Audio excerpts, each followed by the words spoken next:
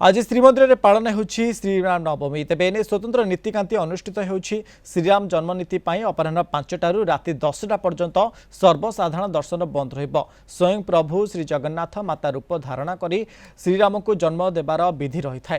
तेणु प्रसव वेदना को लाघव करने निमंते अष्टमी दिन अर्थात गतकाली संध्या धूप परे परे महाप्रभु को जेउड़ भोग करा संगे संगे गर्भ उदक दि जाइतिला। तेबे आज नवमी ठाकुर मानकर मध्याह्न धूप नीति शेष पर जन्मनीति अनुष्ठित हेब। दुई जन महाजन सेवक दशरथ और कौशल्या होई जन्म विधि पालन करेंगे।